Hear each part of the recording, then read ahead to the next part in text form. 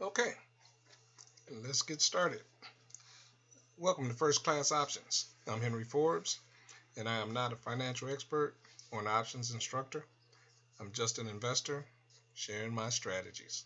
So, today we're going to talk about how to get started in options. Very easy process. We're going to quickly go over them. We'll go over them in depth at a later time, but right now we're just going to give you the basics to get started in options trading. Of course, the very first thing you need to do is to open up a brokerage account. And you can get those from E-Trade, Ameritrade, Schwab, any option house that you like.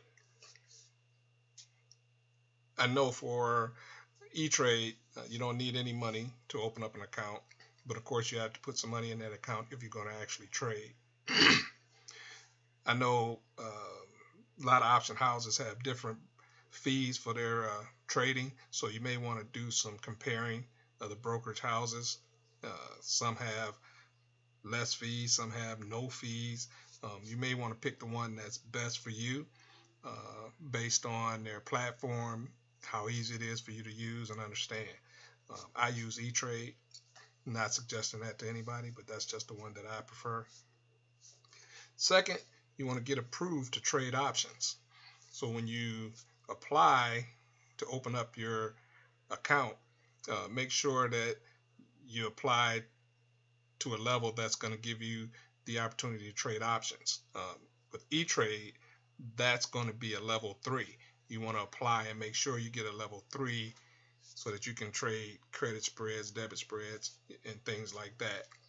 You just want to make sure that you do that so that you can get in there and make those trades. Third, you want to learn as much as you can about options. Um, Basically, options are usually short-term investments, so you're looking for a price movement in a stock in the near future to earn a wealthy return. So you want to learn as much as you can about how to set up your options and things like that, so that you're going to give yourself the best opportunity to make money in this options trading thing.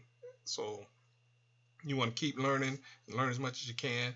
Um, just basically learn the basics, get those down, and you can move forward from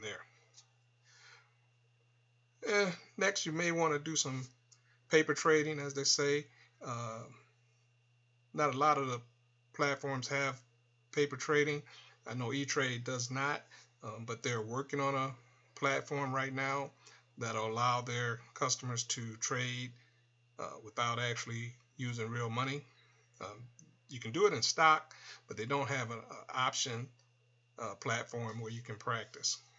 You may want to try that for a while until you get comfortable, uh, and then put in your own money. Next thing you want to do is develop your strategy for options trading. Repeat your successful strategies and learn from the bad ones. You want to stay focused on those strategies, always working to better your trades, to put yourself in a better position to make better trades. So you want to keep that focus. Um, it's very important. So, what do you need? You want to find the best brokerage firm for you. Uh, you want to get approved to a level where you can trade credit spreads. You want to learn all you can about options and option trading. You want to start off with simple techniques, and you may want to paper trade for a while until you get comfortable using your own money. So those are basic needs that you need to get started. Um, that's not a lot. So what we're going to do here real quickly, as you can see, we got a actual account up, and this is KNX, one of the trades that I had, and we actually just closed this option out, and I'm going to show you how that works. So you see these flags here. That tells me where I got in the trade and where I got out. So if I click on this, it's right here. You can see February 1st, I actually opened up, a put for $30 and a put for $25. on February 1st. So since that date, the stock has run like, came down first, then it went back up. It was going up, and it started coming back down. So it reached the 50% level, and I decided, let me get out at this point right here, which is today. So I got out, and this was actually a pretty good move. I made the 50%. I actually made a little over 50% on this one. We made $39 on this, and as you can see now, the stock is starting to go back down. But it still may be okay because it doesn't expire until 3/15. But again, my technique is to get that low-hanging fruit, get out at 50% profit, and keep rolling. So that was this stock. Also, we got out of Verizon today. So let's see how that one looked. Show you what happened with Verizon.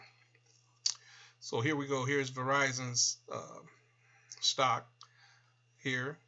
You can see it's ups and downs, ups and downs. And again, you can see here, as I point here, that January 31st, I got in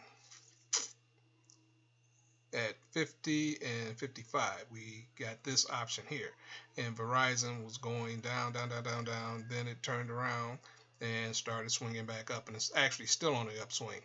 So today I got out February 22nd. We got out of Verizon. Verizon was doing pretty good so far. It's on the way back up, and we actually made a $50 profit on this one exiting out today.